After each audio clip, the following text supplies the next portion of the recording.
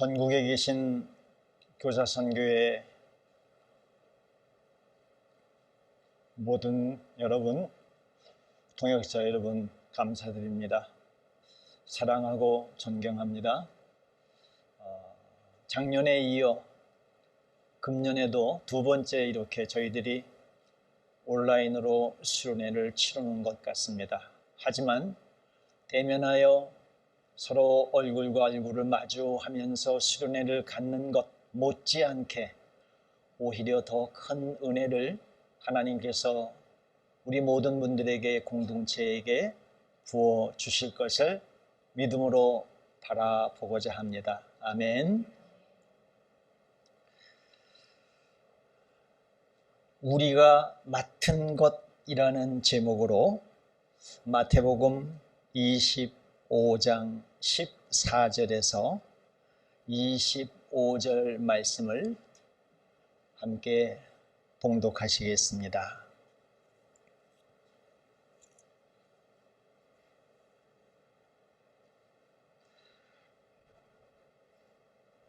함께 소리를 내서 읽어주시면 감사하겠습니다. 또 어떤 사람이 타국에 갈 때 그 종들을 불러 자기 소유를 맡김과 같으니 각각 그 재능대로 한 사람에게는 금 5달란트를, 한 사람에게는 2달란트를, 한 사람에게는 1달란트를 주고 떠났더니 5달란트 받은 자는 바로 가서 그것으로 장사하여 또 5달란트를 남기고 2달란트 받은 자도 그같이 하여 또 2달란트를 남겼으되 1달란트 받은 자는 가서 땅을 파고 그 주인의 돈을 감추어 두었더니 오랜 후에 그 종들의 주인이 돌아와 그들과 결산할세 5달란트 받았던 자는 5달란트를 더 가지고 와서 이르되 주인이여 내게 5달란트를 주셨는데 보소서 내가 또 5달란트를 남겼나이다. 그 주인이 이르되 잘하였도다. 착하고 충성된 종아 네가 적은 일에 충성하였으며 내가 많은 것을 네게 맡기리니 네 주인의 즐거움에 참여할지어다 하고 2달란트 받았던 자도 와서 이르되 주인이여 내게 2달란트를 주셨는데 보소서 내가 또 2달란트를 남겼나이다. 그 주인이 이르되 잘하였도다. 착하고 충성된 종아 네가 적은 일에 충성하였으며 네 주인의 맡기리니 네 주인의 즐거움에 참여할지어다 하고 1달란트 받았던 자는 와서 이르되 주인이여 당신은 굳은 사람이라 심지 않은 데서 거두고 해치지 않은 데서 모으는 줄을 내가 알았으므로 두려워하여 나가서 당신의 달란트를 땅에 감추어 두었었나이다. 보소서 당신의 것을 가지셨나이다. 아멘.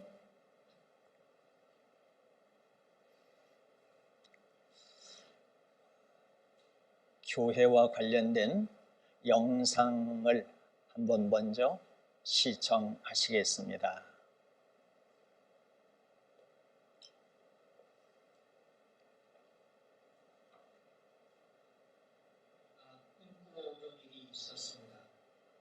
선교회 센터, 교회, 학교가 공존하는 마을 공동체를 이루는 일이었습니다.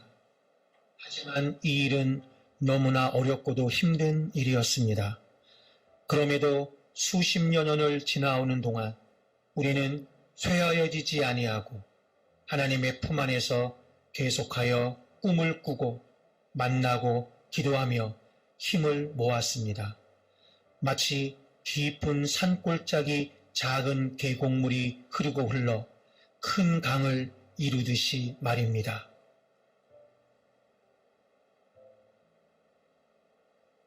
(2007년) 초기에 드디어 이 대형 프로젝트를 실행하기로 하였습니다.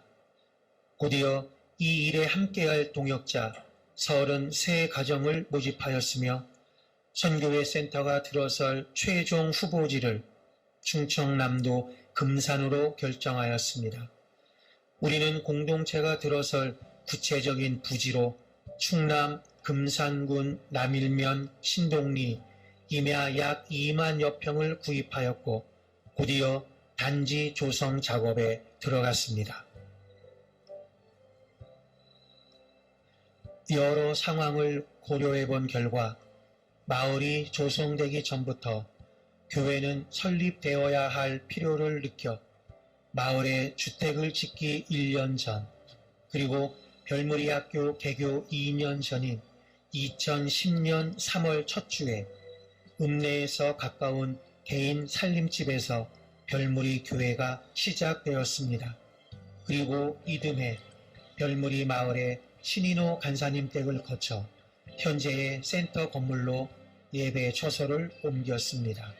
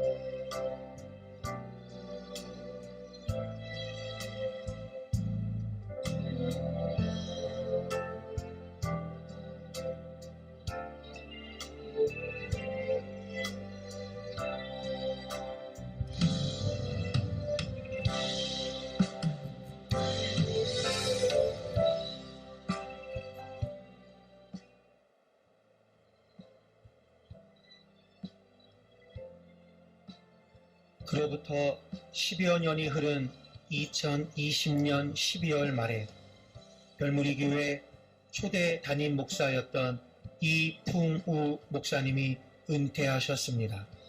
그리고 2021년 1월부터 제2대 담임 목사로 최남훈 목사님이 부임하였습니다.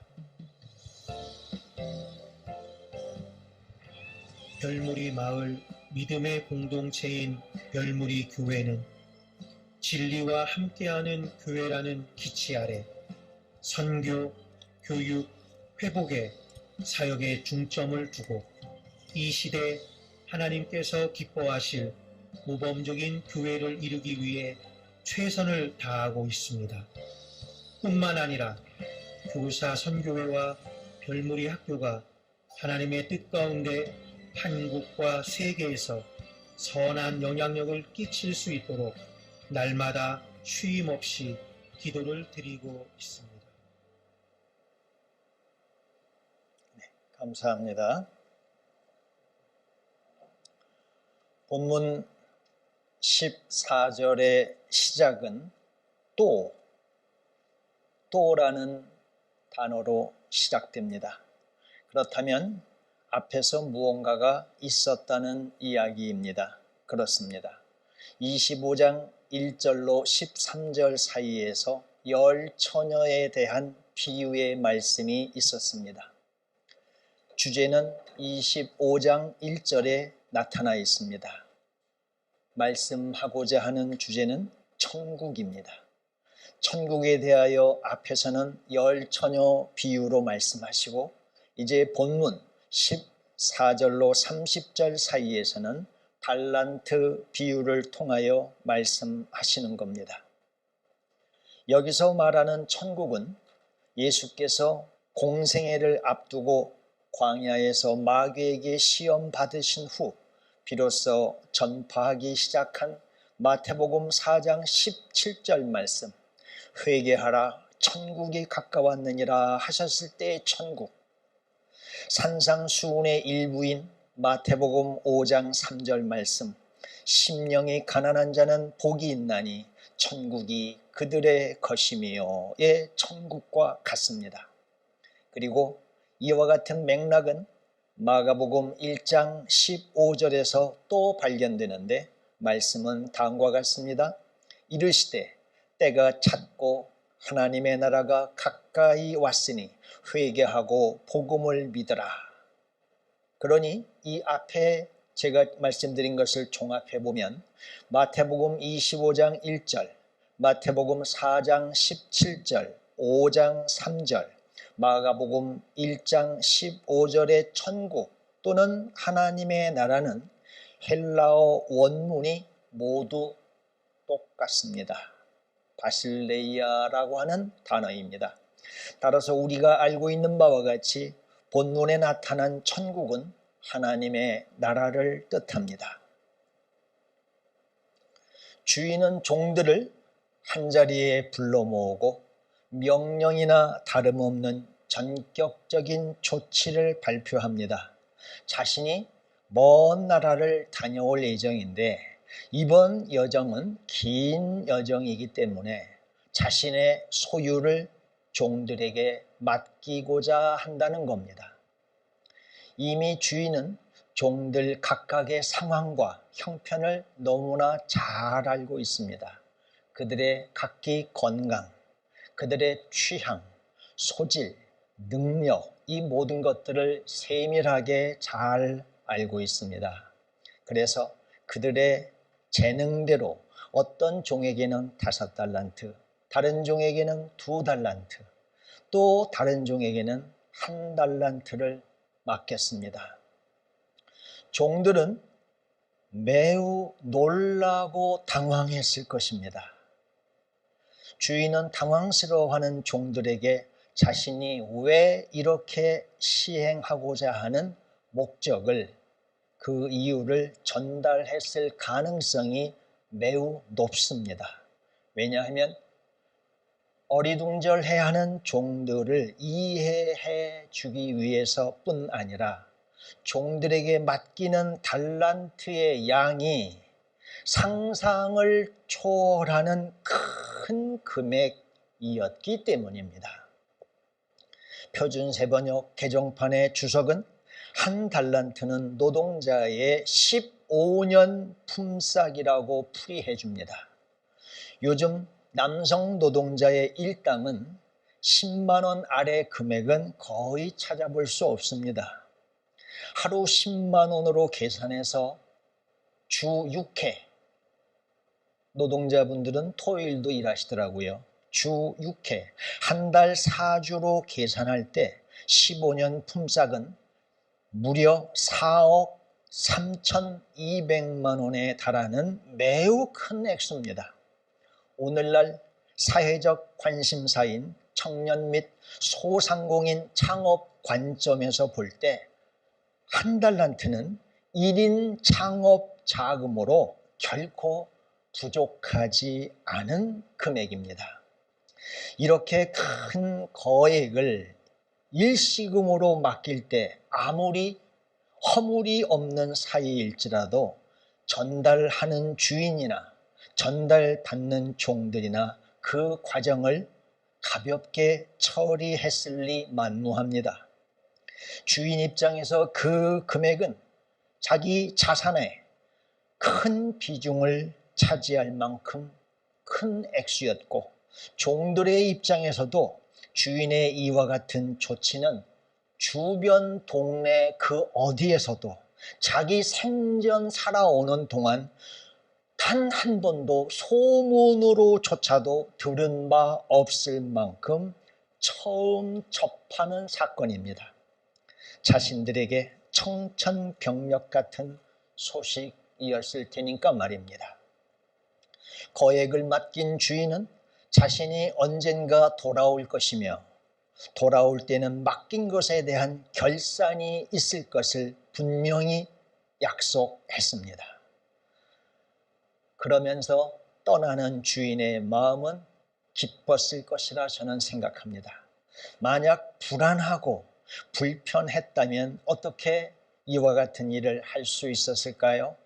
정녕 종들을 조금이라도 불신했다면, 그들을 온전히 신뢰하지 못했더라면 이미 계획을 세웠더라도 이 계획을 취소하고 말았을 겁니다. 그러나 주인은 종들을 사랑하고 신뢰하였기에 계획대로 종들에게 자신의 이 소유를 맡기고 먼 길을 떠났던 것입니다. 참으로 다행스러운 일은 주인의 분부를 전달받은 종들 간에 이 일로 인하여서 왜 너는 많으냐, 왜 나는 조금이냐, 갈등이나 다툼이 없었습니다. 종들은 신속하게 움직였습니다. 이후 그들이 어떤 행동을 취했는지 성경은 비교적 소상하게 밝혀주고 있습니다. 5달란트를 받은 자와 2달란트를 받은 자는 주인이 맡긴 돈을 미천 삼아서 장사를 시작했습니다. 혹시 여러 우리 선생님들, 부모님들께서 장사하셔서 어렸을 적부터 부모님이 장사하시는 모습을 보신 분이 계신지 모르겠습니다. 장사란 남이 보기에는 쉽습니다. 그러나 이 세상에 심지어 구멍가게조차 쉬운 장사는 어디에도 없습니다. 근면함과 친절함은 기본이요, 명석한 판단을 바탕으로 상품, 품목을 잘 선택해야 합니다. 그것을 살 때와 팔 때, 이 시기 굉장히 중요합니다. 어디에서 장사하느냐, 그 흔히 목이라고 그러죠.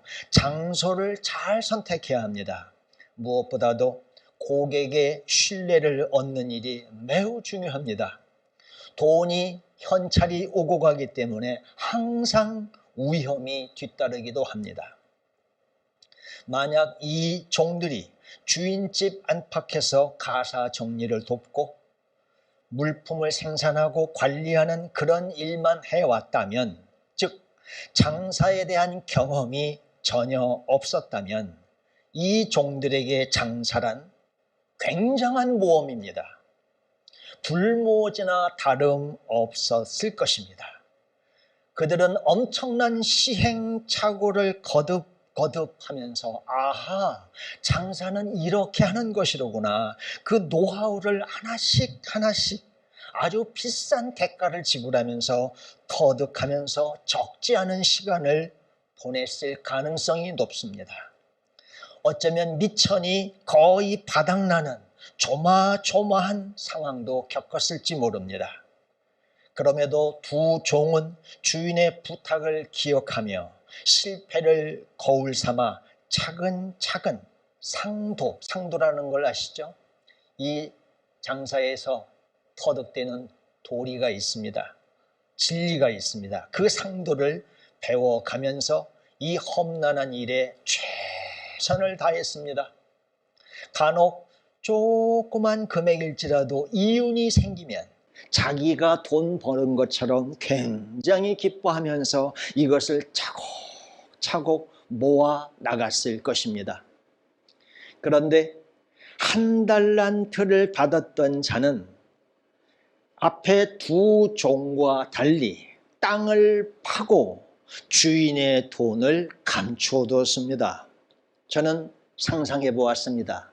아마 이 작업은 아무도 없을 때 했을 것 같습니다. 어쩌면 이른 새벽, 밤중에 했을 가능성이 있지 않을까라는 생각해 봤습니다.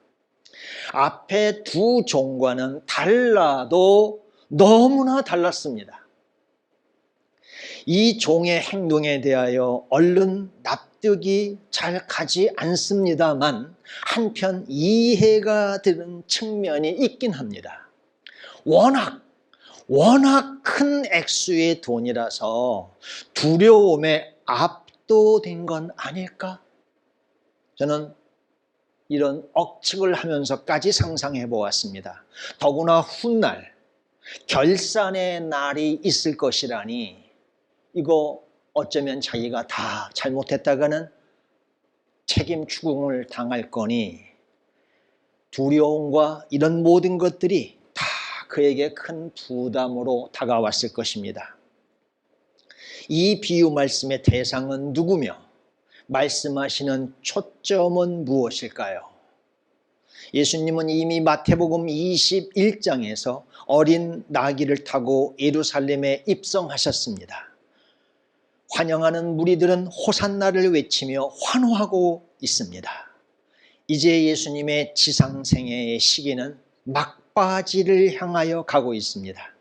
대제사장들과 백성의 장로들, 서기관들과 바리새인들은 더욱 날카롭고도 냉랭한 시선으로 예수님과 긴장 전선을 구축합니다.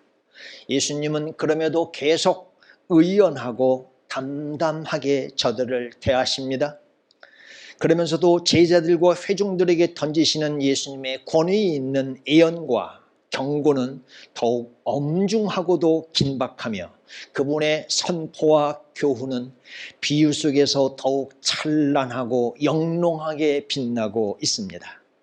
그리고 본문이 포함된 25장을 지나 최후의 만찬, 겟세마네의 기도와 체포, 베드로의 부인으로 치닫는 26장으로 향하게 됩니다. 본문 14절부터 30절까지의 총 17절 분량을 한번 찬찬히 읽어볼 필요가 있습니다.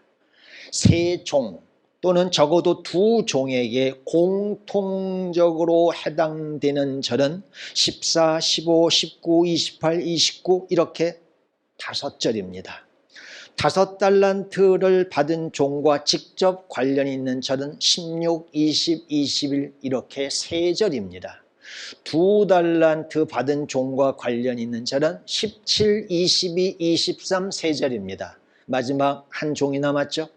그런데 1달란트 받은 종과 직접 관련이 있는 절은 18, 24, 25, 26, 27, 30 이렇게 6절입니다. 이것은 무엇을 의미할까요? 우리가 달란트 비유로 알고 있는 이 본문의 관심은 착하고 충성스러운 두 종보다는 1달란트를 받았던 불충한 종에게 집중되어 있다는 것을 우리는 발견하게 됩니다. 당시 상황에서 예수께서 특별히 경고하시고 책망하시는 자는 누구였죠? 저희가 공관복음을 보면 곳곳에 나타나 있죠. 본문의 전후 맥락을 살펴볼 때도 하나님의 율법과 진리에 대한 경직된 태도를 보여온 당대의 서기관들, 바리새인들이 바로 예수님이 지금 의중하고 있는 이 말씀의 대상자들입니다. 우리는 모두 당대로부터 2000여 년 이후의 현대인들입니다. 진리는 시대를 초월하여 흐르며 각 시대의 사람들 마음속에 흘러들어가 그 진리를 접한 자들의 삶을 변화시키고야 맙니다. 그런 가운데 우리가 겸허히 우리를 이 말씀의 대상자로 우리가 여긴다면 그 여김은 실로 경이로운 일입니다. 은혜입니다. 축복이 아닐 수 없습니다. 성경은 1달란트 받았던 자가 왜 그것을 땅에 묻어 두었었는지 그 이유를 직접 그의 변을 통하여 24, 25절에서 밝혀줍니다. 주인이여, 당신은 굳은 사람이라 심지 않은 데서 거두고 해치지 않은 데서 모으는 줄을 내가 알았으므로 두려워하여 나가서 당신의 달란트를 땅에 두었었나이다. 해친다는 뜻은 곡식을 까부른다, 키질한다는 뜻입니다. 아마 시골에서 가을에 추수하실 때 농부들이 그런 것을 하는 걸 보셨을 겁니다. 따라서 해친다는 것은 알곡을 쭉정이나 건불로부터 분리시켜 모으는 작업이죠. 그는 주인을 어목한 사람으로 보았습니다. 그는 주인을 바늘로 찔러도 피 한 방울 나지 않을 사람, 아니 그 이상의 사람으로 보았습니다. 심은 데서 거두고 키질하여 알곡을 모으는 것은 자연의 이치입니다. 지극히 정상적인 추수 절차입니다. 만약 누군가가 심지 않은 데서 거둔다면, 키질하지 않은 데서 모은다면 그는 정상인이 아닙니다. 비상식적인 사람입니다. 강도입니다. 자기는 안 심었는데 거둡니다. 방법은 하나밖에 없습니다. 남의 것을 탈취하는 겁니다. 강도나 폭군 같은 사람입니다. 한 달란트를 받았던 세 번째 종은 자기가 섬기고 있던 주인을 이렇게 여기고 있었던 것입니다. 그래서 두려움에 사로잡혀 그 큰 금액에 조금이라도 손실이 발생한다면 책임 추궁이 두려워 원금만이라도 건질 요량으로 한 달란트를 그냥 땅에 묻어 두었던 것입니다. 뜻밖의 질문을 하나 드려볼까 합니다. 만약 한 달란트를 받은 종이 열심히 장사를 했습니다. 그런데 잘 안 돼요. 결산의 때가 왔는데 이 한 달란트를 받았던 종은 원금이 반토막이 났습니다. 반 달란트밖에 안 남았습니다. 아니, 반의 반, 4분의 1 달란트밖에 안 남았습니다. 그것도 못 건졌습니다. 빈손으로 주인 앞에 왔습니다. 그때 주인은 이 종에게 무슨 말을 했을까요? 성경은 일체 이 부분을 함구하고 있습니다.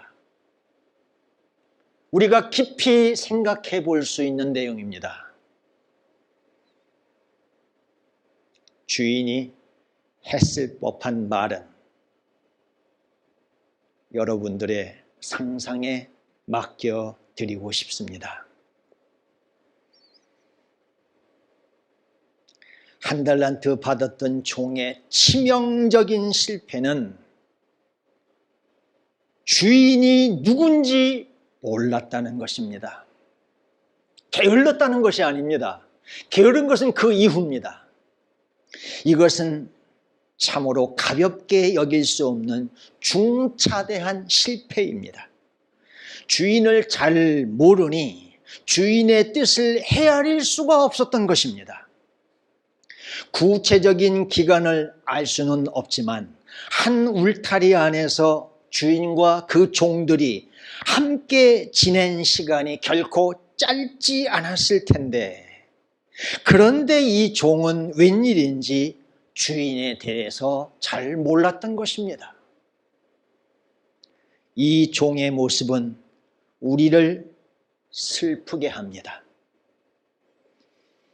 한편 우리에게 따끔한 경종을 울립니다.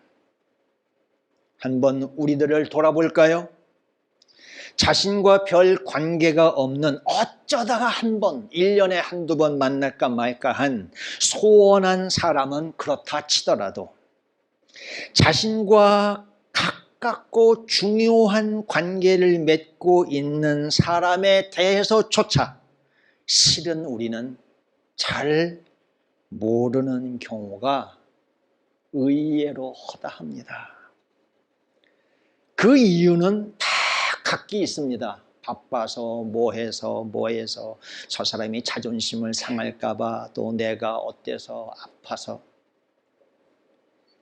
안다고 하여도 그저 피상적인 알매에 그치고 마는 것이죠. 가족 안에서도 이런 일은 발생할 수 있습니다. 가족 간 대화가 실종된 가정이 얼마나 위험한지 우리는 잘 알고 있죠. 교회를 비롯한 믿음의 공동체 내에서도 건강한 공동체를 지향한다면 이 부분을 우리는 잘 들여다보아야 합니다. 우리가 몸담고 있는 관계 공동체라 말할 수 있는, 비전 공동체라 말할 수 있는 교사선교회, 이 팀은 어떻습니까? 서로들 잘 아시나요? 하나님과 우리 사이에서도 이 부실한 모습은 여실히 존재합니다. 나는 하나님을 잘 알고 있나요? 나는 하나님을 도대체 어떻게 여기고 있습니까? 이 부분을 비교적 정확하게 선뜻 답하실 수 있으시겠습니까? 거꾸로 하나님은 나를 어떻게 여기고 계시나요? 하나님은 나를 어찌 여기고 계신가요? 이건 쉽게 답하실 수 있을 것 같습니까? 사랑은 일회적 사건만으로 가볍게 정의할 수 없습니다. 내가 누구를 좋아해, 저 사람은 나를 좋아해, 한 번 어떤 우연한 사건으로 아무도 그렇게 말하지 않습니다. 만약 누가 누군가를 진정 아끼고 사랑한다면 그 사랑에 관계된 쌍방, 이 모두, 이쪽과 이쪽 모두 저 사람이 날 사랑해, 나는 저 사람을 사랑해, 이 증거를 수없이 제시할 수 있어야 합니다. 그만. 이제 그만해. 이제 됐어. 상대방이 제지를 할 정도로 봐, 내가 이래서 사랑해.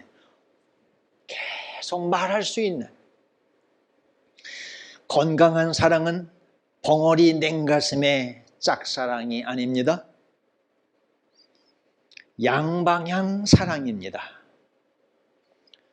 그러므로 쌍방으로부터 사랑을 입증하는 일은 언제나 가능합니다. 오늘도 가능하고 내일도 가능하고 10년 후도 가능합니다. 안타깝게도 한 달란트 받은 종은 자신을 향한 주인의 사랑을 모른 채 그 긴 세월을 지나온 겁니다. 혹 주인이 엄하고 굳은 사람처럼 보였을지 모르겠지만 실은 그 누구보다 자신을 아끼고 사랑한 사람은 그 주인이었는데 그는 이 고마운 주인을 전혀 알지 못했던 것입니다. 평소 종들을 가족처럼 여기며, 주인도 주인 나름이죠. 정말 마른 막대기 취급하듯 대하는 주인이 있는가 하면 종들을 정말 자기 형제처럼 가족처럼 여기는 주인도 있죠. 성경 속의 이 주인은 종들을 가족처럼 여기며 아껴왔습니다. 그러면서 계속 고민했습니다. 이 종들을 위해서 가장 실제적이고도 혁신적인 방안, 앞으로 이 종들의 미래를 바라볼 때 어떻게 하는 것이 진정 이 종들을 사랑하는 일일까? 종들도 인권이 있는데 그 인권의 존엄성을 이 종들도 향유하면서 주인인 나처럼 저들도 자유롭고 행복하게 소신껏 자신의 꿈과 역량을 펼쳐가며 살아갈 수 있는 방안은 없을까? 계속 고민하고 있었습니다. 고민 끝에 이 주인은 발견했습니다. 그렇다. 그러기 위해서 반드시 필요한 게 있구나. 그것은 안정적인 경제 기반이었습니다. 노예나 종의 신분에서 주인이 선처를 해서 해방시켜준다 할지라도 경제적인 기반이 취약하면 그들은 다시 다른 사람의 종이 될 수밖에 없는 악순환을 주인은 그동안 수없이 보아왔습니다. 노예의 진정한 해방과 독립은 자유의 선언과 함께 경제적 뒷받침이 동반되어야 한다는 것을 이 주인은 절감한 겁니다. 그렇다고 면천과 함께 애따 이 돈으로 살거라 큰 목돈을 쥐어주는 것은 바람직하지도 않지만 오히려 그것은 그 종을 망하게 만드는 일이죠. 오만에 빠뜨립니다. 낭비로 살 수밖에 없는 그 길로 오히려 기회를 주는 것에 불과하죠. 그렇다면 그들 스스로 새로운 일터를 개척하고 일궈내는 땀, 그 땀과 연단의 과정이 필수였던 겁니다. 아무리 시간이 오래 걸리고 거친 역경과 시련을 겪는다 할지라도 말입니다. 주인은 종들에게 인간이 인간답게 살아갈 수 있는 지상 최고의 기회, 최선의 기회를 제공하고 싶었던 겁니다. 5달란트와 2달란트를 남겼던 종에게 주인은 말합니다. 착하고 충성된 종아, 네가 적은 일에 충성하였음에 내가 많은 것을 네게 맡기리니 네 주인의 즐거움에 참여할지어다. 이렇게 칭찬해 줍니다. 이 주인의 인정과 칭찬의 절정, 클라이맥스는 네 주인의 즐거움에 참여할 것이라는 선언입니다. 한번 같이 또 생각해 보실까요? 오랜 기간 동안 충성스럽게 일한 종들을 위해 주인이 의중에 둔 보상과 대가가 무엇일 것이라 생각하십니까? 어떤 것이면 좋겠습니까? 그것을 주인 입장에서 자신의 즐거움에 참여하는 것이라 이렇게 표현한 겁니다. 주인의 즐거움은 도대체 뭘까요? 또 많은 돈을 버는 걸까요? 그래서 넓은 땅을 또 막 또 사들이고 그거를 관리하느라고 더 많은 종들을 또 뽑고 사오고 그 종들을 부리고 자신의 영향력을 더욱 확대하는 것일까요? 그래서 수고한 종들을 또 다시 그 현장에 재투입하는 걸까요? 아닙니다. 아닙니다. 그럴 리 없습니다. 이 비유는 항상 원관념이 있죠. 비유의 핵심 속에 들어있는 그 원관념이 있습니다. 이 주인의 원관념이 하나님 또는 예수 그리스도로 읽혀진다면, 그런 비유라면 주인의 즐거움이 뭐겠습니까?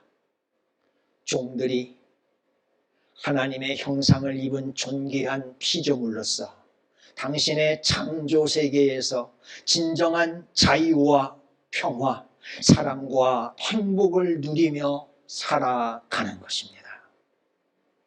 그러면서 묵상해 보게 됩니다.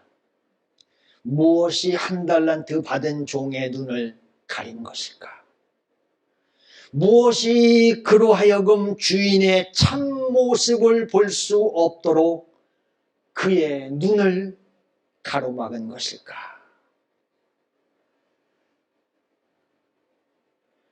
한 달란트 받은 자가 자기 주인의 참모습을 볼 수 없었던 배경에는 여러 가지 원인이 있을 수 있다고 봅니다.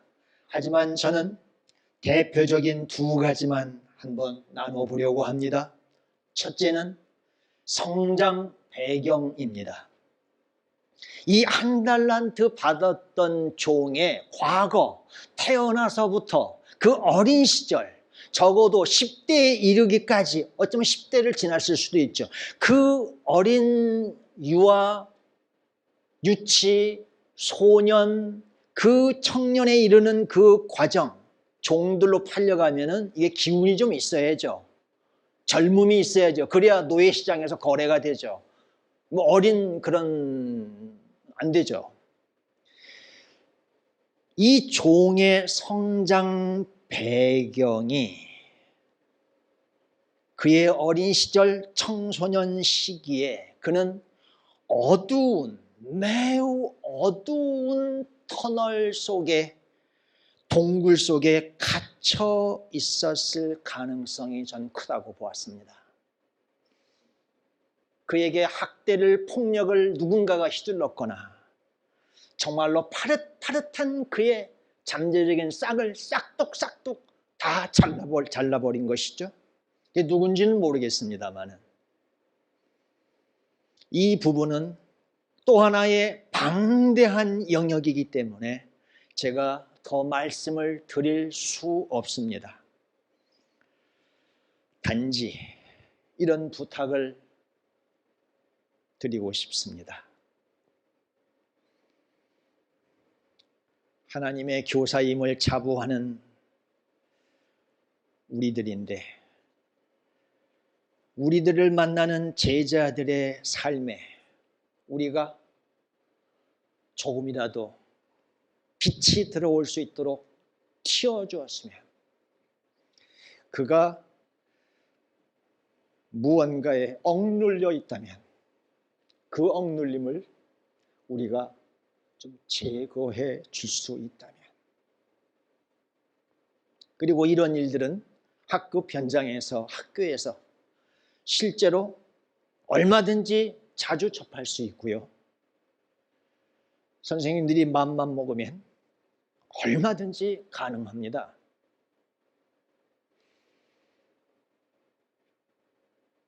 우리가 비전으로 삼고 있는 제자에게 꿈을, 이거 아니겠습니까? 저는 학교 현장을 떠난 지 현재 만 19년이 됐습니다. 제가 학교로 다시 돌아간다면 가장 하고 싶은 일이 이 일입니다. 우리 반에, 우리 학년에, 우리 학교에 혹시라도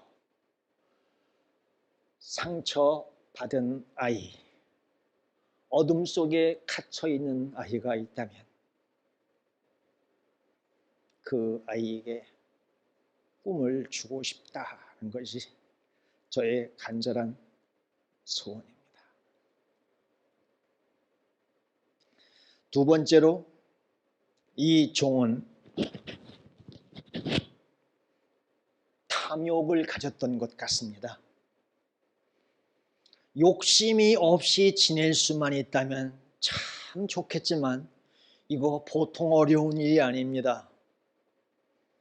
저도 무지하게 어렵습니다. 성경은 욕심이 잉태한 즉 죄를 낳고 죄가 장성한 즉 사망을 낳느니라 말씀합니다. 따라서 욕심이 내 마음에 찾아올 때 이거 방치하면 안 돼요. 못 본 채 하면 안 돼요. 이따 가면 뭐 그냥 되는 거 아니야, 이렇게 무관심하면 안 됩니다. 오는 즉시, 즉 욕심이 내 마음에 찾아올 때, 내 마음의 문틈을 그냥 살짝 비집고 들어올 때 그걸 포착하는 순간 즉시 물리쳐야 합니다. 그렇지 못하면 그 욕심은 육신에 속한 연약한 자를 자극하게 되고 그 자극을 이겨낼 장사가 우리 사람들 중에 거의 없습니다. 다 넘어집니다. 죄를 짓게 됩니다. 한 달란트를 받았던 자는 주인으로부터 일생 처음 만져보는 거액을 자기 손으로 지금 만지고 있는 겁니다. 자기 눈으로 확인하는 겁니다. 욕심이 발동했을 가능성이 저는 있다고 보았습니다. 이거 잘하면 내 거가 될 수 있는 거 아니야?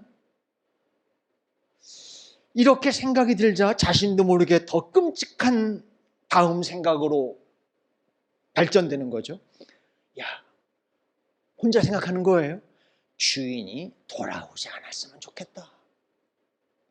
객사를 하든지 주인이 차라리 어디서 그냥 죽고 돌아오지 않았으면 좋겠다.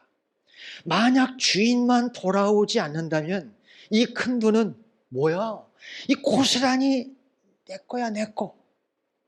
내가 은밀한 곳에 아무도 모르게 그 장소에 묻어두었는데 누가 알겠어?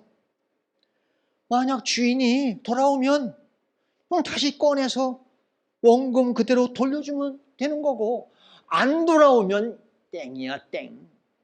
이야, 좋겠다. 성경은 모든 지킬 만한 것 중에 더욱 네 마음을 지키라. 생명의 근원이 이에서 남이니라 라고 말씀하십니다. 참으로 비극적인 일은 인간이 탐욕에 사로잡히게 되면 마음의 흐름을 알아차리기가 어렵습니다. 어렴풋이 알긴 하더라도 그것을 자력으로 끊기가, 자신을 지켜내기가 여간 어렵지 않습니다. 공동체에 함께 속하여 있을 때 큰 유익이 있는데 그 유익 중 하나가 위에서 말씀드린 두 가지, 이 두 가지의 취약함에 빠져 있을 때 그를 구해줄 수 있다는 겁니다. 리더가, 멤버가 같이 자기의 고민을, 그 상처를 나누고 서로 기도하면서 조금씩 그 상처들이 아물어 갈 거예요. 늘 우거지상을 하고 있었던 그의 비관적인 이 인생관 태도는 점점 밝게 긍정적으로 바뀌어갈 겁니다. 욕심을 품었다면 멤버나 리더가 그거 안 된다니까, 목에 칼이 들어와도 안 돼 라고 해서 그것을 만류 제지시킬 거예요. 이렇게 공동체는 큰 유익을 줄 수 있습니다. 부디 우리 모든 선생님들이 계신 각 지역, 또 양육 그 모임, 크고자 하는 이런 모임 가운데서 이러한 일들이 활발하게 일어났으면 좋겠습니다.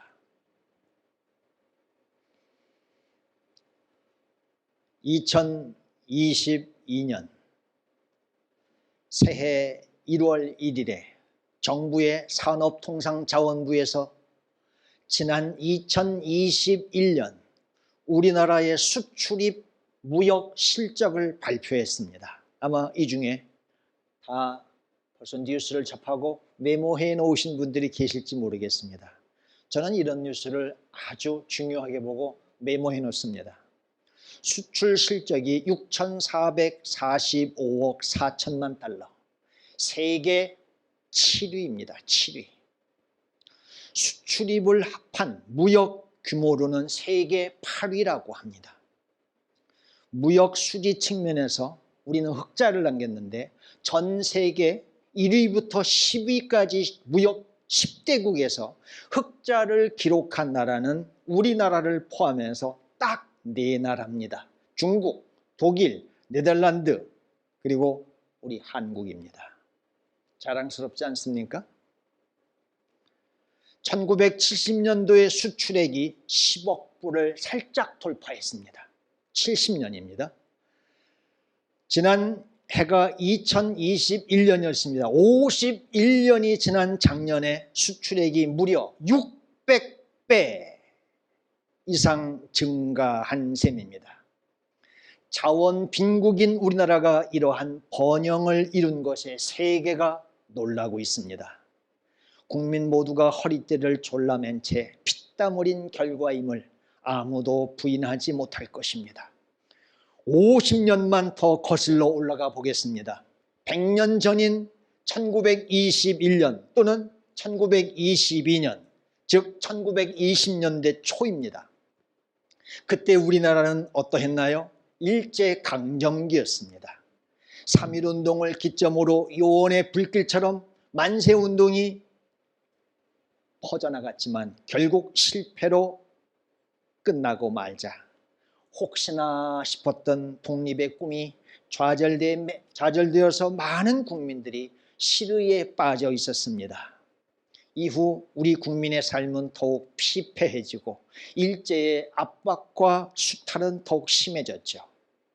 우리나라가 큰 어려움에 처했을 때 조상 대대로 살아온 금수강산을 지켜내고 민족과 나라를 구하고자 일신의 안위를 벗어나 분연히 일어서 민족의 횃불 같은 삶을 살았던 선구자, 나라를 사랑했던 수많은 국민들, 그리고 아침 이슬과도 같이 이름 없이 사라진 무명 용사들이 얼마나 많았는지 잘 아실 겁니다. 따라서 오늘날 우리가 누리는 소위 번영과 행복이 저분들의 희생과 피땀 위에 있음 또한 잘 아실 것입니다. 저는 이 많은 분들 중에 1932년 4월 29일 중국 상해의 홍커우 공원에서 열린 천장절 기념 행사장 단상에 폭탄을 던져 한민족의 기계와 독립 의지를 세계 만방에 떨친 윤봉길 의사에 대하여 잠시 몇 가지 나누려고 합니다. 그가 12살 때 3.1운동이 일어났습니다. 이 3.1운동은 소년 봉길에게 적지 않은 영향을 미치게 됩니다. 그가 청년의 시기에 이르자 일제의 식민지에서 벗어나려면 우선 자라나는 아이들을 잘 가르쳐야 한다. 그 교육의 힘으로 빼앗긴 나라를 우리는 되찾아야 한다는 걸 깨닫고 자기 고향에서 자신의 집 사랑채를 교실로 삼아서 그 주변에 있는 그 꼬마들을 자기 친구와 함께 다 불러 모아 야학을 열게 됩니다. 그리고 자신의 지식, 자신의 체험을 바탕으로 교과서를 직접 만듭니다. 농민 독본. 그리고 이후에 만주를 거쳐 상해로 향하게 됩니다. 거사 전날 윤봉길 의사의 임시 숙소를 찾아온 김구 선생은 윤 의사에게 몇 가지 부탁을 합니다. 그 부탁이란 기록을 남겨달라는 겁니다. 즉 어린 시절부터 자네가 지금까지 살아온 경력, 현재의 심정, 조선 청년들에게 남기는 글, 마지막으로 고향에 자녀들이 있댔지. 그 자녀에게 남기는 글을 남겨주게나. 역시 선구자적인 안목에서 나온 부탁입니다. 그야말로 사실상 유서가 된 자녀에게 남긴 글의 일부를 잠시 살펴보겠습니다. 강보에 쌓인 두 병정, 두 아들 모순과 담에게 너희도 만일 피가 있고 뼈가 있다면 반드시 조선을 위해 용감한 투사가 되어라. 태극의 깃발을 높이 드날리고 나의 빈 무덤 앞에 찾아와 한 잔 술을 부어 놓으라. 그리고 너희들은 아비 없음을 슬퍼하지 말아라. 사랑하는 어머니가 있으니. 윤봉길의 전기를 읽다 보면 이런 대목이 나옵니다. 거사 당일 아침 김구 선생을 또 찾아갑니다. 어제 자기 집에 왔었는데, 자기 숙소에 왔었는데 당일날 아침 김구 선생을 찾아가 마지막 인사를 나눕니다. 전기한 대목입니다. 식사가 끝났을 때 벽시계가 7번을 쳤다. 땡, 땡, 땡. 봉길은 시계 치는 소리를 듣고 엊그제 선서식 후에 샀던 새 회중시계를 꺼냈다. 회중시계가 아니죠. 이 시계는 6원짜리이고 선생님의 시계는 2원짜리니 서로 바꾸시죠. 제 시계는 앞으로 몇 시간밖에 쓸 필요가 없으니까요. 봉길이 시계줄을 늘어뜨리며 말하자 김구도 자기 시계를 꺼냈다. 이 시계는 기념으로 잘 간직하겠네. 이제 헤어지면 다시 만날 수 없는 길을 떠나는 그 마음을 사실 우리는 감히 헤아리기 어렵습니다.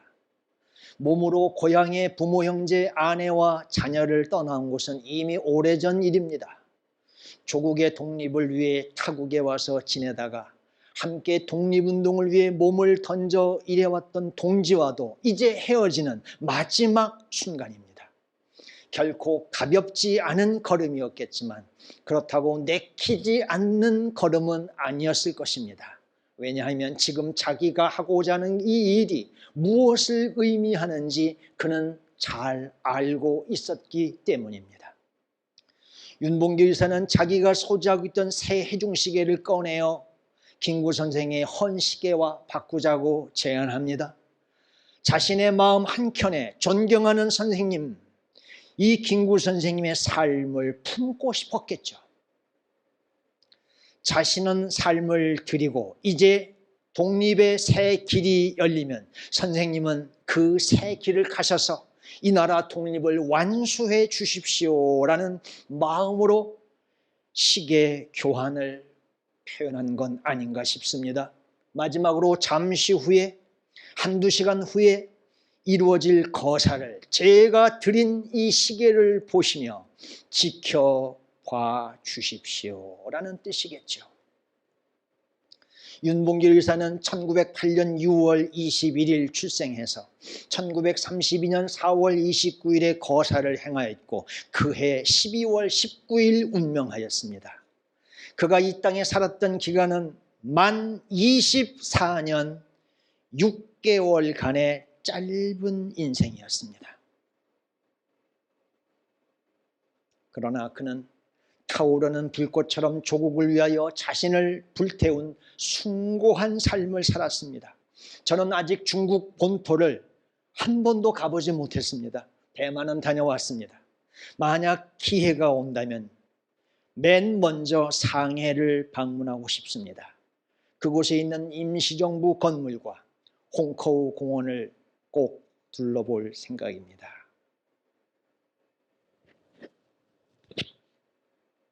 멀리서나마 큰 산과 같았던 윤봉길 의사의 삶의 일부를 간단히 살펴보았습니다.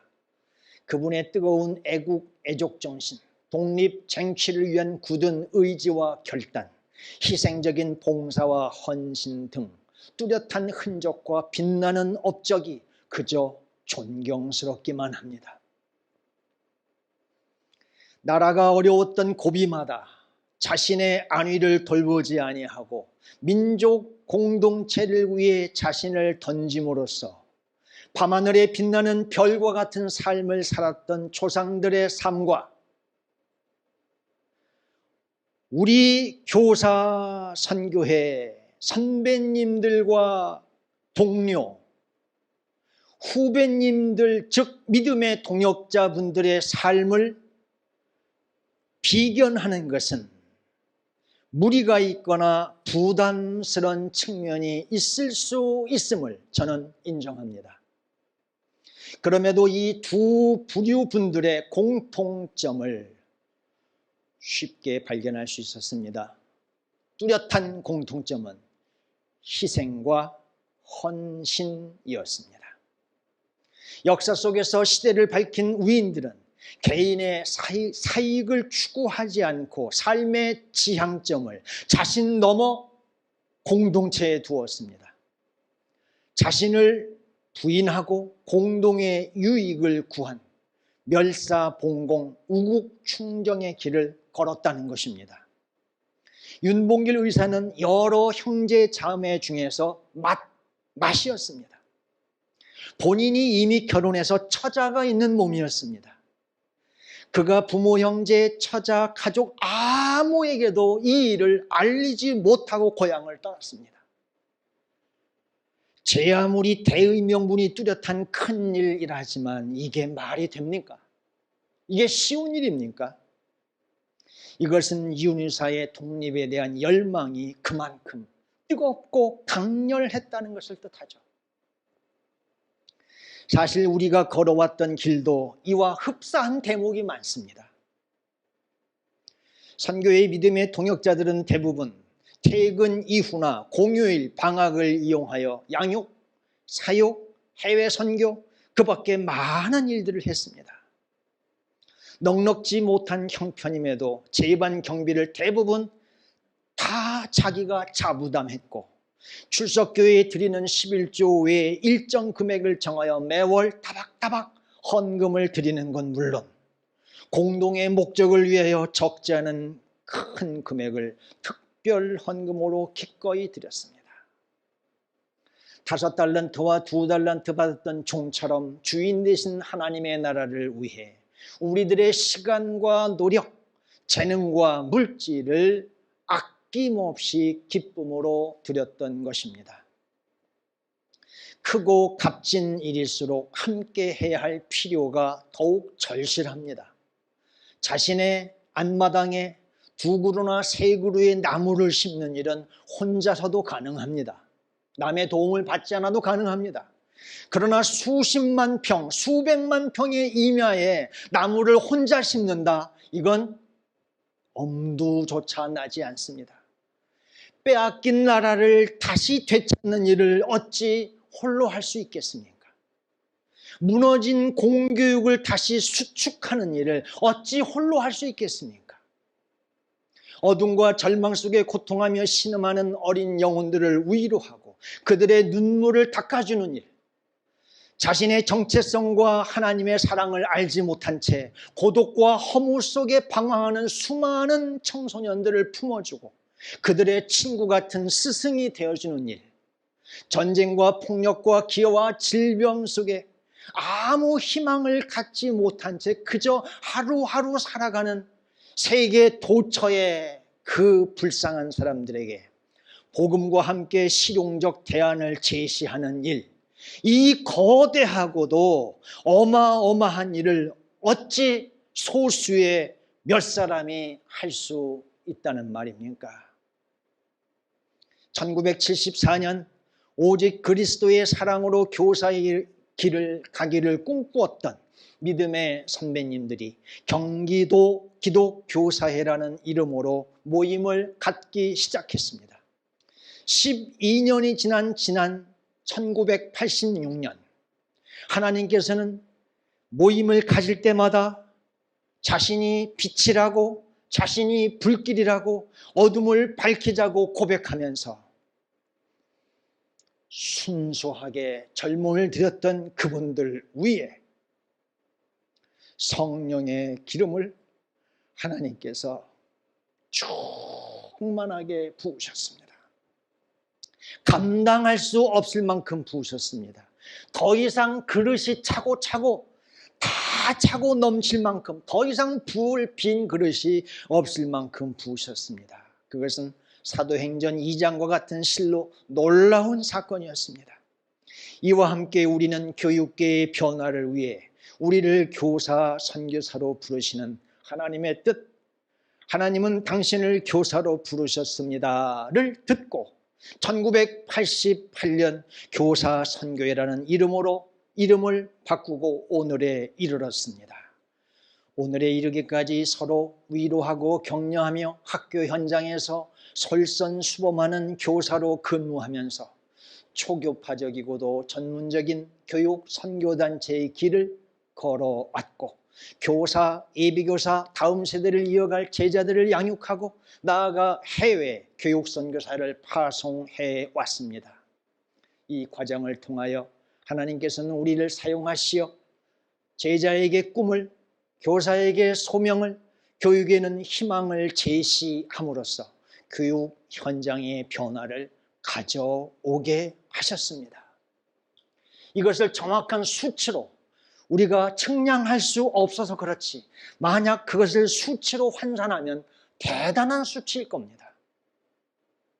학교에 근무하면서 이러한 여러 일들을 감당하는 것이 쉬운 일은 아니었지만 하나님께서 친히 우리와 동행하사 사랑과 지혜와 능력을 우리에게 공급하여 주심으로 우리는 이 일들을 기쁨으로 감당할 수 있었습니다. 하나님께 영광과 찬송을 돌려드립니다. 아멘.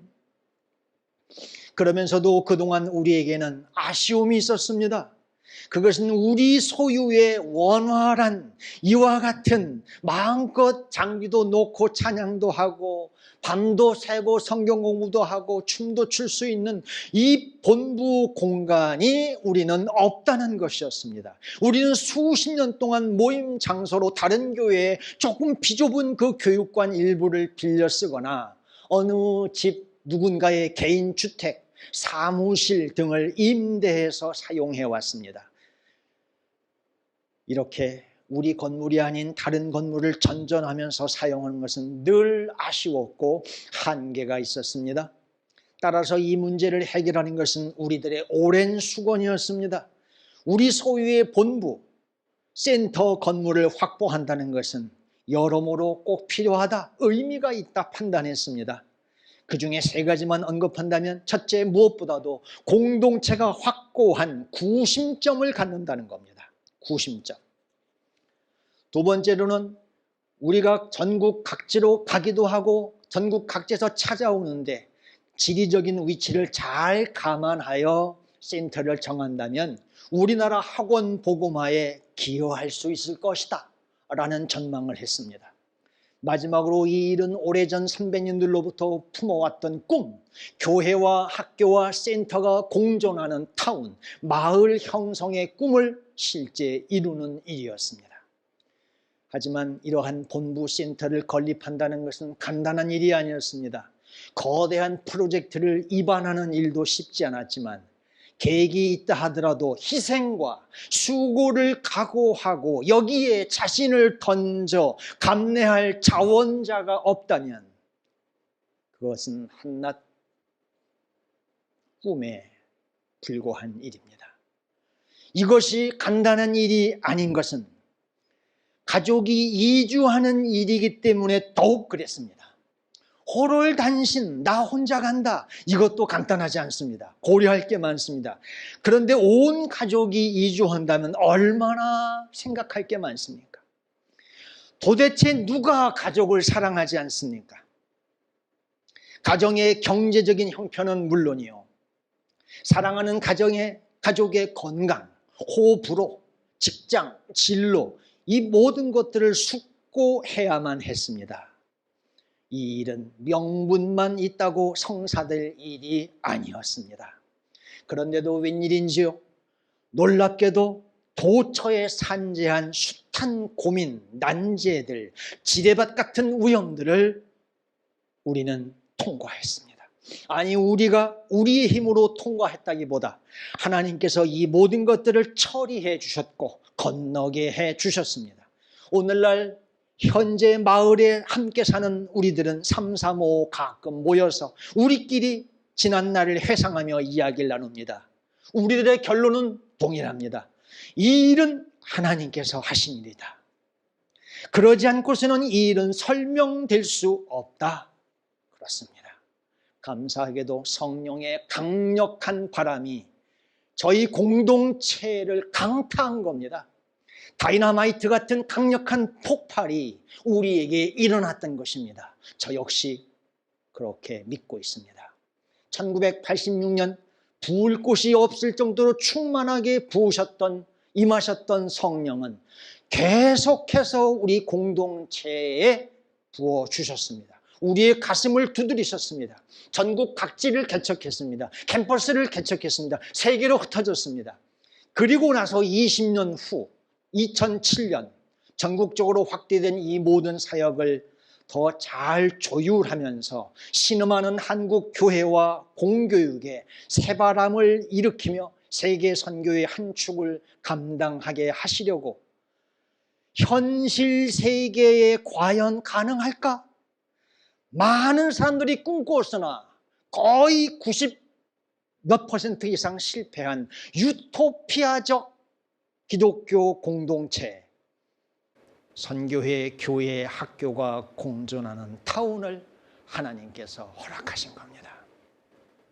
2007년 정간사회에서 우리나라 중부지방 대전 인근에 센터를 세우기로 결정하고 희망자를 모집하고 후보지를 물색하고 충남 금산군 임야 2만여 평을 구입하고 단지를 조성하고 별무리 교회를 설립하고 주택을 짓고 선교의 지체들의 헌금을 모아 센터 건물을 짓고 별무리 학교를 빚 없이 개교했던 것입니다. 2010년 설립된 별무리 교회는 현재 별무리 마을에 위치한 시골 전원 교회입니다. 오늘에 이르기까지 약 12년간 자연만큼이나 아름답고 위대한 여러 성도님들, 그 가족들은 정말 서로를 아끼고 돌아보고 위로하고 격려하면서 성령의 능력을 힘입어 온전한 믿음, 소망, 사랑의 공동체 구현을 위해서 지금 끝까지 기도해 오면서 계속 노력해 왔습니다. 더불어 물심양면으로 지역사회를 섬기는 가운데 해외까지 복음을 증거하는 일에 최선을 다해왔습니다. 또한 별무리 교회는 그 출발이 교사 선교회와 각별한 관계 속에서 시작됐고 또한 별무리 학교와 매우 밀접한 관계를 가진 특별한 교회입니다. 이것은 별무리 교회만의 독특한 특성이요 사명이자 축복입니다.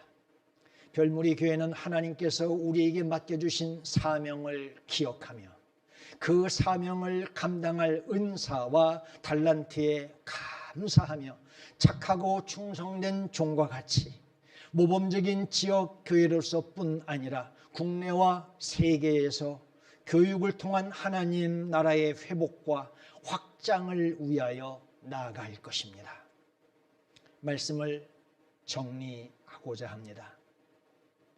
우리에게 몇 달란트가 맡겨졌든 그것은 주인 되신 하나님께서 우리에게 부여하신 최고의 선물입니다. 감사를 드리지 않을 수 없습니다. 그럼에도 우리는 종종 나를 향한, 우리를 향한 하나님의 뜻과는 아랑곳 없이 환경과 상황에 매몰되어 때로는 욕심에 사로잡혀 맡겨주신 달란트는 물론이요, 달란트도 까먹고 사명도 까먹고 심지어 자신의 정체성, 자신의 존재까지도 땅에 묻어두고 살아가는 경우가 있음을 드물게나마 봅니다. 우리는 이 점을 경계해야 합니다. 우리 주변에 이런 분들이 계시다면 눈물을 흘리며 부탁해야 합니다. 그럴 자신이 없다면 눈물을 흘리며 혼자라도 그 분을 위해서 기도해 주어야 합니다. 대표적인 약소국, 원조를 받던 한국이 식민지의 치욕과 전쟁의 참화를 딛고 세계 10위권의 경제 대국으로 발돋움할 수 있었던 저변에 민족과 나라를 위하여 흘린 각계각층 국민들의 땀과 눈물과 피가 있었던 것처럼 오늘의 교사선교의 이면에는 하나님의 부르심에 응답하고자 자신을 드린 수많은 지체, 동역자 여러분들의 땀과 눈물, 기도와 섬김, 사랑과 헌신이 있었음을 우리는 기억해야 할 것입니다. 별무리 교회는 교회 창립 이후 12년을 지나오면서 날마다 지난주에도 이번 주에도 오늘도 내일도 두 기관을 위해서 기도하는 일을 지속해 왔고 기도하고 있습니다. 또한 앞으로도 그리할 것입니다. 그 행복한 두 기관은 어디일까요? 교사선교회와 별무리 학교입니다. 여러분들도 별무리 교회를 위해 그런 일들을 계속 감당할 수 있는 별무리 교회를 위해 기도해 주시기를 부탁드립니다. 어느 분이 이런 말을 했더군요. 이 말은 이미 책의 제목이 되어버렸습니다. 세상은 우리가 사랑한 만큼 아름답다. 이런 시간에 저를 따라 하십시오. 이 말을 저는 잘 안 합니다. 가능한 안 합니다. 근데 이 말은 마지막이니까 한번 우리가 환기한 듯이 해볼까요? 제가 먼저 한 문장을 하면은 한번 여기 계신 분들만이라도 또 댁에 계신 분들은 그곳에서 한번 큰 소리로 따라해 보셨으면 좋겠습니다. 세상은 우리가 사랑한 만큼 아름답다. 맞습니다. 개인도 그렇습니다. 가정도 그렇습니다. 공동체도 그렇습니다. 이 사회와 나라도 그렇습니다. 세계도 그렇습니다. 복음의 증인, 사랑의 증인들이 되시기를 축원드립니다. 온 세상 모든 민족이 주님 앞에 나올 때까지 타오르는 복음의 횃불을 사랑으로 비추시는 삶을 사시기를 축원드립니다. 기도하겠습니다. 하나님 아버지, 부족한 제가 하나님의 은혜에 감사하여 주신 것들을 기억하며 잠시 말씀을 나누었습니다. 주님, 모든 것이 은혜였고 기적이었습니다. 오늘 우리가 여기 있음이 하나님의 은혜, 하나님의 사랑, 하나님의 손길이 아니었던들 도저히 있을 수 없는 일들이었음을 저희는 날마다 기뻐하며 감사하고 있습니다. 이 생각, 이 믿음, 이 소망이, 이 사랑이 변함없이 계속 우리의 삶에 이 공동체 위에 부어질 수 있도록 성령이여 도와주시옵소서. 예수님의 이름으로 기도하였습니다. 아멘.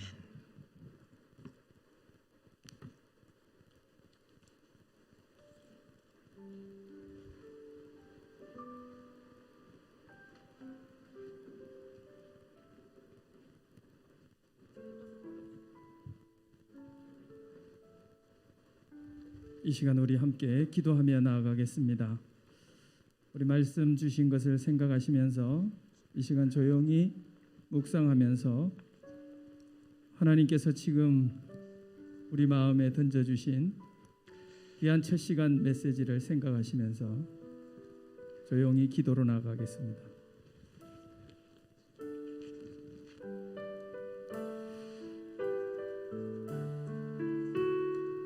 우리 부모 목사님을 통해서 주신 말씀을 한번 되새겨 보시기 바랍니다. 우리에게 주신 것은 무엇인가요?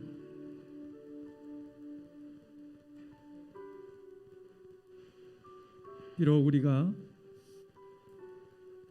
한 해 동안 실패하고 주님 빈손으로 왔습니다. 주님께서 주신 그 한 달란트마저 반토막 아니라 반의 반토막, 아니 모든 것이 사라져버리고 주님 빈손으로 왔습니다. 그럴지라도 우리 주님은 우리를 박대하지 않으시고 우리를 외면하지 않으신다는 귀한 말씀 주셨습니다. 우리 이 주님 앞에 감사하면서 나아가십시다. 우리 주님을 결단코 그렇게 어미한 사람으로 여기지 않기를 바랍니다. 주님은 이번 수련을 통해서 우리에게 질문하십니다. 우리 지체들은 서로를 잘 알고 있나요? 코로나로 핑계하면서 서로 돌아보아 사랑과 선행을 격려하는 일에 우리가 게으르지는 않았나요? 아니 그 이전에 우리는 하나님을 잘 알고 있나요? 하나님께서 우리에게 이렇게 질문하십니다. 너 나 잘 알고 있니? 너 나랑 친하니? 너 나를 신뢰하니? 정말 두려움 없니? 이렇게 주님이 우리에게 질문하시는 이 질문 앞에 우리는 어떻게 반응하며 나아가야 되겠습니까? 이 시간 우리 목사님 말씀 생각하시면서 기도하며 나가겠습니다. 살아계신 아버지 하나님, 이 시간 사랑하는 모든 지체들에게 성령의 은혜를 부어주셔서 감사합니다. 하나님 아버지, 우리가 빈손 들고 주님 앞에 왔지만 그러나 주님 우리를 외면하지 않으심을 믿습니다.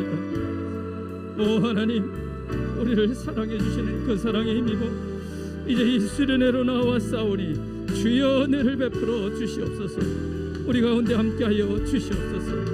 하나님 아버지, 우리 사랑하는 지체들과 대면하여 교제할 수 없는 이 아쉬움과 안타까움이 있지만 그러나 하나님 성령의 교통하심으로 이 수련의 기간 동안 우리를 품어주시고 사랑해주시는 그 사랑으로 하나 되는 체험의 역사가 있기를 간절히 원합니다. 우리가 먼저 하나님을 더 깊이 체험하고 알아갈 수 있는 시간 되게 하여 주시옵소서. 하나님 도와 주시옵소서. 이 시간 함께하여 주시옵소서. 오 주님, 주님을 찬양하기 원합니다. 우리의 영혼을 새롭게 하여 주시옵소서. 우리가 주님을 송축하며 나가기를 원합니다. 할렐루야, 함께하여 주시옵소서. 내 영혼아 주님을 송축하라. 내 영혼아 주님을 송축하라. 내 영혼아 주님을 찬양하라. 내 영혼아 주님을 송축하라. 내 영혼아, 다시 한번 내 영혼아 주님을 송축하라. 마음껏 주님을 찬양하는 시간 되십시다. 내 영혼아 주님을 송축하라. 내 영혼아 주님을 찬양하라. 내 영혼아 주님을 송축하라. 내 영혼아 주님을 찬양하라. 주님, 자꾸 눈물이 흐릅니다. 왜인지 정확하게 그 이유를 알 수는 없지만, 그러나 분명히 이 눈물은 우리 주님께서 성령의 감동에 선물로 주신 것인 줄을 믿습니다. 주님, 우리가 무엇이간데 오늘에 이르게 하셨나이까? 우리가 누구이건데, 우리가 누구이건데 여기에 이렇게 모아 주셨습니까? 주님, 진정 우리가 한 것이 무엇이 있길래 여기 이렇게 귀한 동역자들을 모아 주셨나이까? 주여, 이제 말씀하여 주옵소서. 이제 역사하여 주옵소서. 아니, 지금까지의 역사만으로도 충분합니다. 주님, 이제 영광을 받아 주옵소서. 저희를 불러주신 하나님의 은혜를 찬양합니다. 이 시간 저희들의 마음을 전심으로 모아 주님 앞에 나아가는 이 기도의 시간을 주님께 올려드립니다. 우리의 마음을 받아 주시옵소서. 합심으로 드려지는 이 기도회를 통해 주님 영광 받아 주옵소서. 예수님의 이름으로 기도하옵나이다. 아멘. 이 시간 우리 다니엘서 9장 17절 19절 말씀을 잠깐 함께 나누겠습니다. 우리 같이 한번 읽어주실까요? 다니엘서 9장 17절에서 19절 말씀 제가 한번 읽어드리겠습니다. 그러하온즉 우리 하나님이여, 지금 주의 종의 기도와 간구를 들으시고 주를 위하여 주의 얼굴빛을 주의 황폐한 성소에 비추시옵소서. 나의 하나님이여, 귀를 기울여 들으시며 눈을 떠서 우리의 황폐한 상황과 주의 이름으로 일컫는 성을 보옵소서. 우리가 주 앞에 간구하옵는 것은 우리의 공의를 의지하는 것이 아니요 주의 큰 긍휼을 의지하여 함이니이다. 주여 들으소서. 주여 용서하소서. 주여 귀를 기울이시고 행하소서. 지체하지 마옵소서. 나의 하나님이여, 주 자신을 위하여 하시옵소서. 이는 주의 성과 주의 백성이 주의 이름으로 일컫는 바 됨이니이다. 사랑하는 동역자 여러분, 이 시간 우리 하나님 앞에 우리 자신을 돌아보며 하나님 앞에 통해 자복하는 기도를 한 번 더 올려드리고 싶습니다. 다니엘이 70년 바벨론 포로 생활 가운데 통해 자복하며 올린 기도처럼 이 시간 우리 자신의 연약함과 부족함 그대로를 주님 앞에 내어놓고, 또 우리 조상들의 죄악, 우리 사회와 이 민족의 죄악, 이 정부의 죄악, 모든 것을 주님 앞에 통회하며 한 해 동안 우리의 실패와 아픔 모든 것을 주님 앞에 내어놓고 이 시간 기도하며 나아가시겠습니다. 우리 같이 기도하겠습니다. 살아계신 아버지 하나님, 우리를 불쌍히 여겨 주시옵소서. 우리를 긍휼히 여겨 주시옵소서. 이 시간 우리의 빈 마음을 받아 주시옵소서. 하나님 아버지, 주님께서 우리에게 허락하신 이 모든 것들, 이 감사한 것들 우리가 너무 소홀히 여기지는 않았습니까? 하나님 아버지여, 우리의 연약함을 주님이 아십니다. 불쌍히 여겨 주시옵소서. 아버지, 도와주시옵소서. 지쳐있는 우리 사랑하는 지체들을 하나님 붙잡아 주시옵소서. 하나님 아버지, 우리의 연약함을 주님 앞에 내어놓습니다. 함께하여 주시옵소서. 하나님, 정말 부족합니다. 아버지, 오늘 말씀 가운데 아버지, 정말 이 성장 과정에 너무나 아픔과 고통을 안고 있는 하나님이여, 우리 사랑하는 제자들을 어루만져 주지 못하고 주여, 정말 가슴 아픈 이러한 사연을 듣고도 외면한 적은 없었는가요? 주님, 불쌍히 여겨 주시옵소서. 주여, 도와 주시옵소서. 하나님 아버지, 우리 사랑하는 동역자들의 심령에 하나님의 은혜를 부어 주시옵소서. 주여, 도와 주시옵소서. 하나님,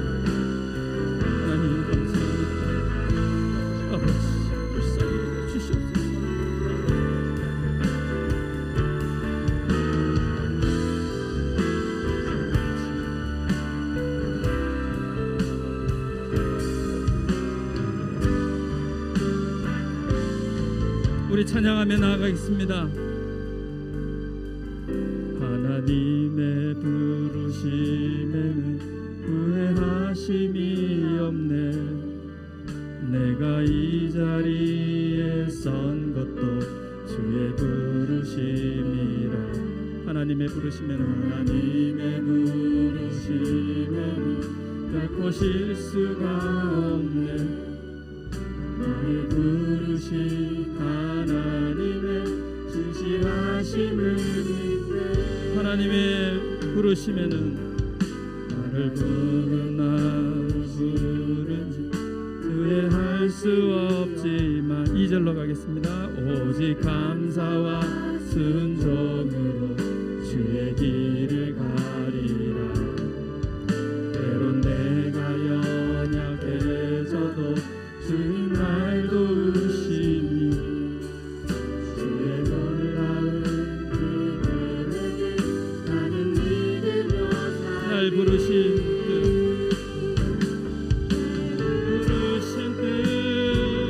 내 생각보다 크고 날 향한 계획 나의 지혜로 증명 못하나 가장 좋은 길로 가장 안전한 길로 오늘도 이 시간을 우리 선교회를 위해서 기도하겠습니다. 하나님 아버지, 우리 선교회의 이 귀한 역사를 돌아보며 하나님 아버지, 우리 선배님들을 이렇게 세워주시고 여기까지 인도하여 주신 하나님 감사합니다. 하나님 참으로 영광과 찬양을 받으시옵소서. 우리 선배님들의 헌신과 그 수고, 그 희생으로 오늘 저희들이 이 놀라운 축복을 누리고 있습니다. 하나님 아버지, 우리에게 동일한 은혜를 주셔서 이제 오고 오는 세대에 이 하나님의 뜻을 우리 선교회를 통하여 이루어가 주시옵소서. 이 나라 교육계를 새롭게 하여 주옵소서. 하나님 이 선교회가 거기에 쓰임받게 하여 주시옵소서. 땅끝까지 증인의 삶을 살 수 있도록 주여 도와 주시옵소서. 우리 지역과 캠퍼스 간사님들을 붙들어 주시고 선교회의 핵심 가치를 잘 개선 발전할 수 있도록 우리 훌륭한 지체들을 계속해서 보내주시고 이번 수련회를 통하여 영광 받으신 하나님을 찬양하며 성령의 놀라운 은혜의 역사를 경험할 수 있도록 이번 이 수련회와 우리 선교회를 위해 한 번 더 기도하며 나가겠습니다. 주여 함께하여 주시옵소서. 주여 감사합니다. 이 선교회를 이끌어 주신 하나님을 찬양합니다. 역사하여 주시옵소서. 아버지 하나님, 우리 선배님들의 땀과 눈물과 수고로 여기까지 온 것을 주님 감사합니다. 주님 찬양합니다.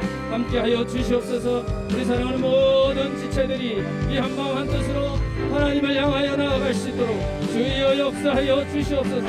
우리 선배님들을 불러주셔서 감사합니다. 선배님들의 땀과 눈물을 기억하게 하시니 감사합니다. 이 모든 것이 주님의 은혜였습니다. 다시 한번 감사드리오며 아버지 하나님, 이 거룩한 사명을 이어갈 우리 귀한 후배들, 선배들보다 아버지여 더욱더 귀한 후배님들, 이들이 열정 있는 귀한 동역자들로 불러 모아주시고 하나님 아버지 80차 수련회를 통하여 다시 한번 우리가 새로워질 수 있도록 주여 도와 주시옵소서. 전국 방방곡곡뿐 아니라 아시아와 아프리카 전 세계에까지 우리 선교회를 통하여 구하신 놀라운 은혜의 물결이 흘러갈 수 있도록 주여 도와 주시옵소서. 할렐루야. 함께하여 주시기를 간절히 원합니다. 오 주님 역사하여 주시옵소서. 주여 감사합니다. 인도하여 주시옵소서. 날 부르신 뜻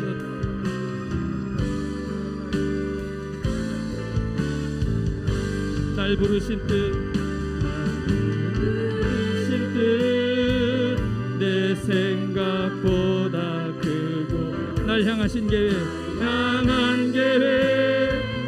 나의 기회로 증명 못하나 가장 좋은 가장 완전한 길로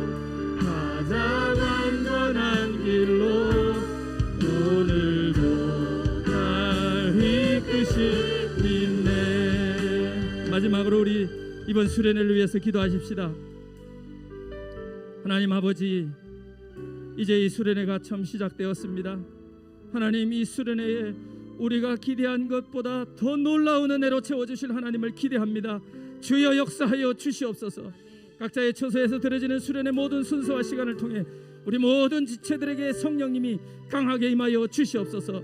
예배 진행팀에게 큰 은혜를 부어주시고 세우신 모든 강사님들, 섬기는 모든 지체들에게 성령의 큰 은혜를 부어 주옵소서. 담대하게 하나님 말씀 증거하게 하시고 우리 공동체를 향한 하나님의 뜻을 더 분명하게 발견하는 시간 되게 하옵소서. 수련의 기간 동안 날씨를 주관하여 주시고 교통편과 가정 모든 학교를 붙드시며 특별히 처음 수련회에 참석하신 분, 현장에서 고군분투하시며 견디는 분, 육체의 질병으로 고통 중에 계시는 분, 공동체에서 외로움을 느끼시는 분들에게 특별한 은혜로 함께하여 주시옵소서.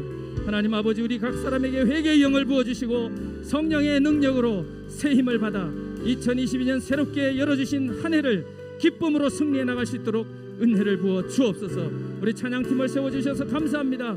이들에게 더 큰 은혜를 부어주시고 뜨거운 성령의 은혜의 역사 가운데 모든 지체들이 함께 찬양하며 기도할 때 하늘 문을 여시고 성령의 하나 되게 하심을 누리게 하여 주옵소서. 우리 이 마음으로 함께 기도하겠습니다. 주여 감사합니다. 살아계신 아버지 하나님, 이번 수련의 80차 수련을 통하여 영광 받으실 하나님을 찬양합니다. 저희들에게 은혜 주실 것을 믿고 감사합니다. 하나님 아버지, 주님께서 역사하여 주셨습니다. 이미 영광을 받아 주십니다. 그러나 하나님, 이 수련을 통하여 저희들을 새롭게 하시고 이끌어 주시옵소서. 모든 순서와 시간을 통하여 모든 지체들에게 성령님 강하게 임재하여 주시옵소서. 예배 진행팀과 섬기는 모든 분들, 특별히 우리 세우신 강사님들에게 하나님의 큰 은혜와 역사가 있게 하여 주시옵소서. 우리 공동체를 향한 하나님의 뜻을 분명하게 발견하는 시간 될 수 있도록 주여 도와 주시옵소서. 날씨를 주관하여 주시옵소서. 우리 모든 두원 가정과 학교를 주님께서 책임져 주시고 특별히 하나님, 이번 수련에 처음 오신 분, 현장에서 고군분투하시는 분, 낙심하여 있는 분, 육체의 질병으로 고통 중에 있는 분, 공동체에서 외로움을 느끼는 분들을 아버지여 교사의 소명을 잃어버리고 있는 지쳐있는 우리 영혼들에게 우리 주님 찾아가 주시옵소서. 하나님 감사합니다. 우리 각 사람에게 회개의 영을 부어 주옵소서. 성령의 능력으로 세임을 받아 아버지 하나님이여 좌절하지 않고 다시 일어나 아버지 하나님 우리의 길을 가게 하여 주시옵소서. 지쳐있는 울부짖고 있는 우리 한 제자 한 아이의 생명을 바라보게 하여 주시옵소서. 우리 주님의 눈으로 그들을 보게 하여 주시옵소서. 주여 불쌍히 여겨 주시옵소서. 아버지 감사합니다.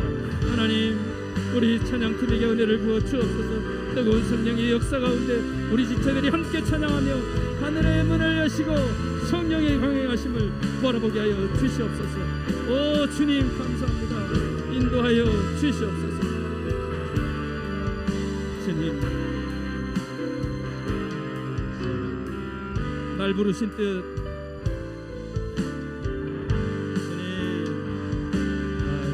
날 부르신 뜻 내 생각보다 우리 수련회 불러주신 모든 하나님의 은혜를 기억하십시다. 나를 향한 주님의 계획이 있습니다. 나의 지혜로 측량할 수 없습니다.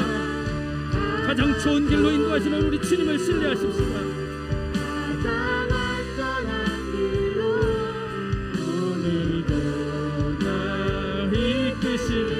다시 한번 날 부르신 뜻, 날 부르신 뜻 내 생각보다 날 향하신 계획이 놀랍습니다.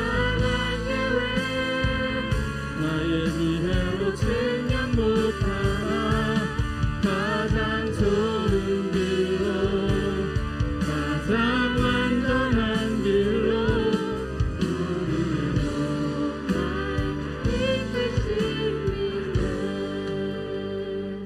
하나님 아버지 영광을 받아 주시옵소서. 전국에 흩어져 있던 수많은 동역자들을 이렇게 같은 시간 같은 마음으로 온라인이라는 이 환경이지만 함께 기뻐하고 함께 눈물 흘릴 수 있게 하시니 감사합니다.